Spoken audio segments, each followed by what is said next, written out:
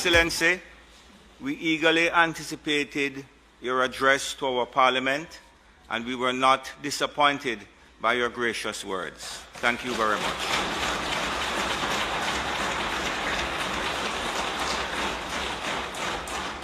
Your address was indeed very poignant, to the credit of the Rwandan people and to your credit.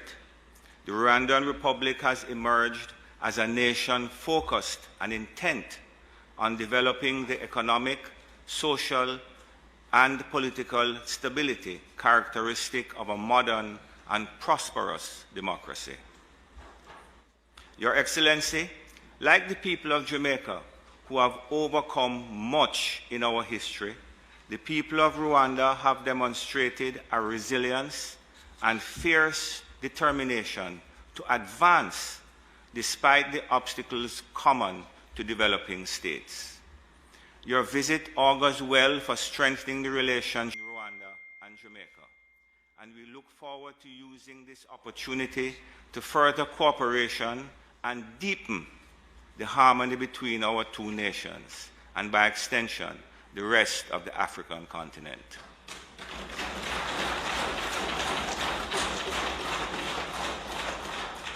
The Republic of Rwanda and other nations of Africa are emerging as global leaders in many different spheres: technology, industry, agriculture, and environmental protection, to name a few. Now is the time for our two countries to work together in the pursuit of peace and understanding. Your Excellency, thank you once again, and it is my sincere hope, indeed the hope of this Parliament, that during your very short stint with us, you are able to glean at least a bit of the flavor of this country. We welcome you and hope to see you again soon. God bless you. I now invite His Excellency Paul Kagame, President of the Republic of Rwanda, to address this joint sitting of the Honorable Senate and House of Representatives of Jamaica.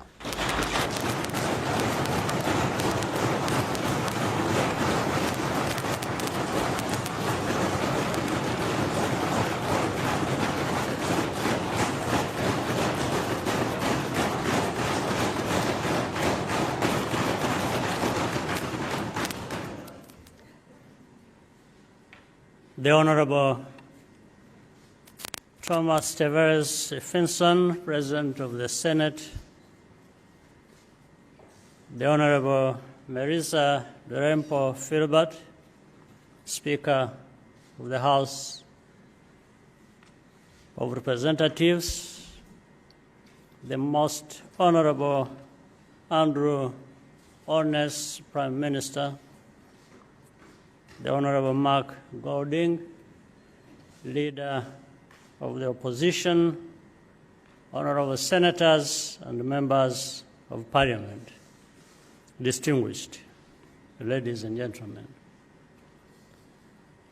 I feel great honor to be standing before you today to address a joint sitting of the Houses of Parliament of Jamaica. I thank the Parliament of Jamaica for this distinction.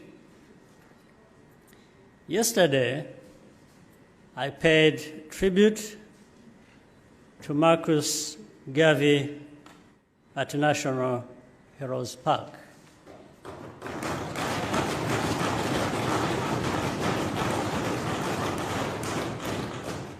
More than 100 years ago, he envisioned a united Africa for the Africans of the world. It is no accident that the idea of African unity arose from this very island.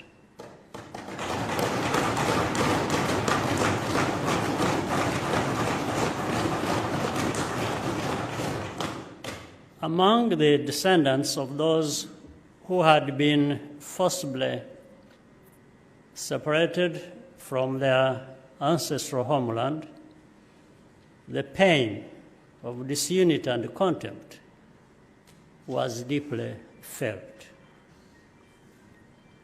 The ideas championed by Kagame and many others on both sides of the Atlantic Ocean reverberated in Africa as well. From the struggle for independence to the subsequent challenges of nation building, the Pan-African ideal has served as a guide for how things should be, even if we do not always live up to it in practice. Celebrating what we share as Africans and the African diaspora helps us to confront the harsh realities of this world we live in. Even now, we are constantly reminded that we have to work together and support one another. Jamaica will celebrate its 60th anniversary of independence on August 6th this year. Rwanda will mark the same milestone just a month earlier on July the 1st.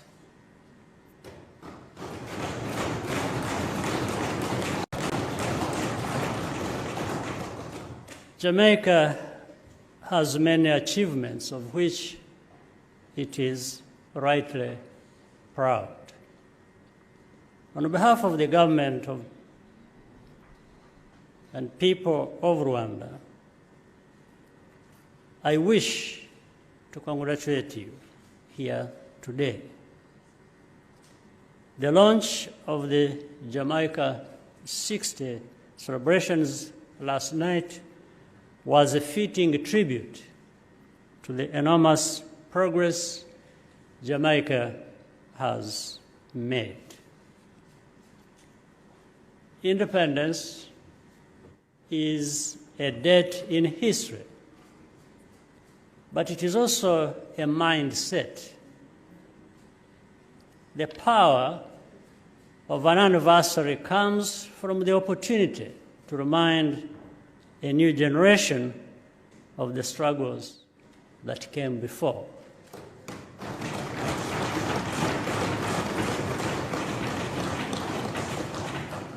Even more important is upholding the spirit of self-reliance needed to sustain and deepen what has been accomplished in the time since. Whatever we have managed to do for ourselves as a people, we can always do more and better. This historical duty is part of what unites us as children of Africa. We are therefore very honored to be here with you at this very moment.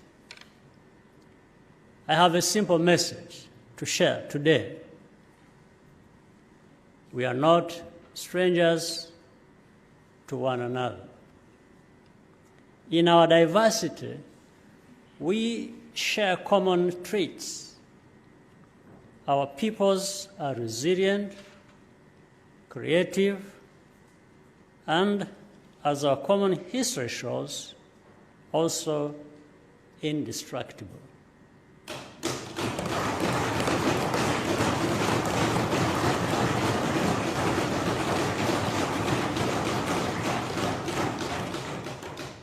This mutual recognition should have practical, tangible effects.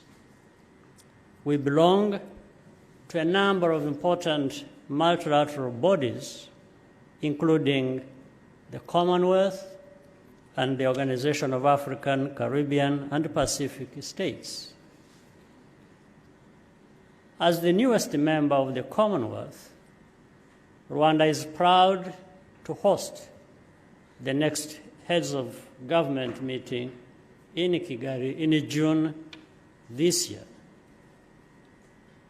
And I can't forget again, as mentioned earlier, to thank Jamaica for supporting Rwanda at the time of need.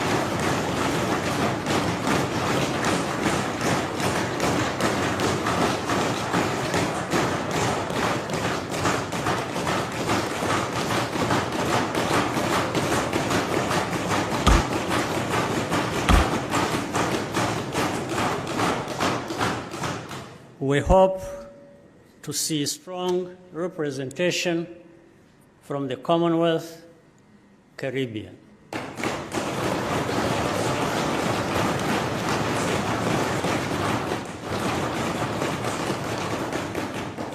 And you'll be welcomed home.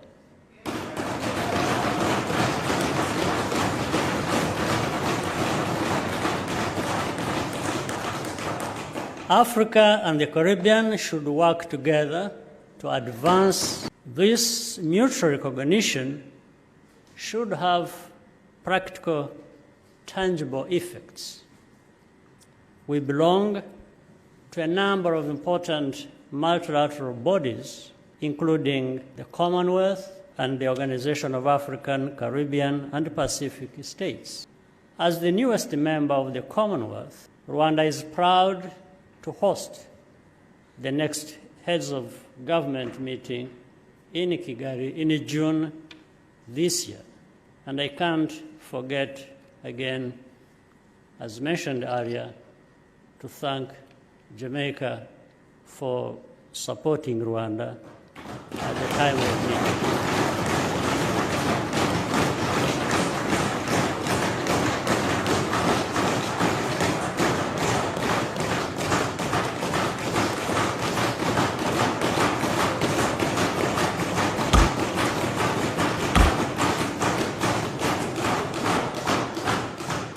We hope to see strong representation from the Commonwealth, Caribbean.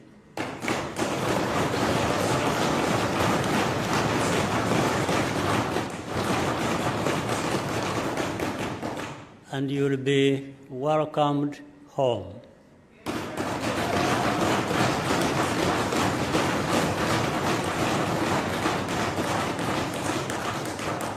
Africa and the Caribbean should work together to advance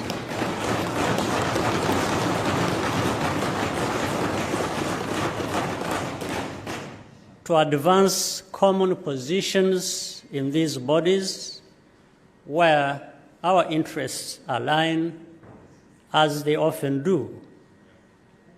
Climate change and global health are two urgent examples. But Africa and the Caribbean do not have to relate to each other only through intermediaries. Our diplomats tend to meet in New York, London, or Geneva. I have no problem with that, but we could do it otherwise, directly.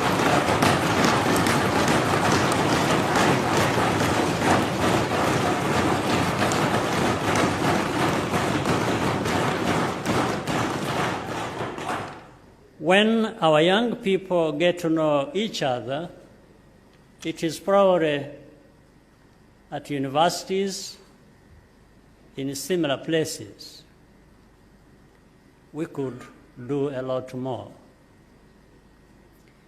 It is high time for Africa and the Caribbean to work together in a direct and sustainable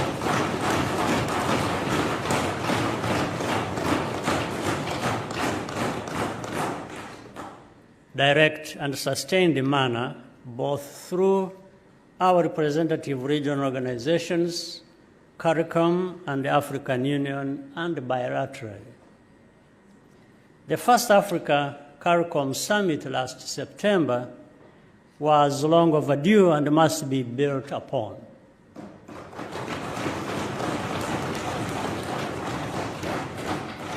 There should also be direct people-to-people exchanges.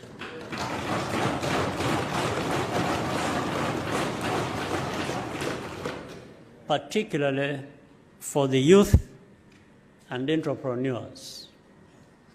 In Rwanda, we have already had several Jamaican professionals come to our country and make meaningful contributions, some of them as representatives of leading international organizations.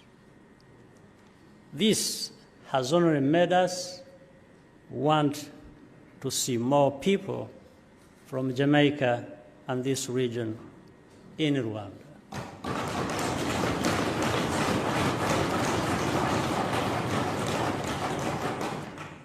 As Rwanda, we are also keen to cooperate with Jamaica much more closely and share experiences in trade and investment, as well as national unity and citizen development.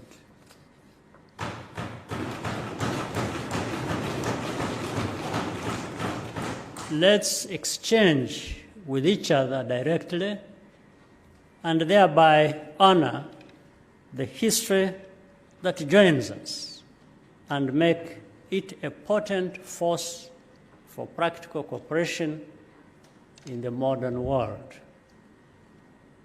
Honorable members, Madam Speaker, I close once again with thanks to you and to the government and the people of Jamaica for the privilege to visit your country and to be received with much warmth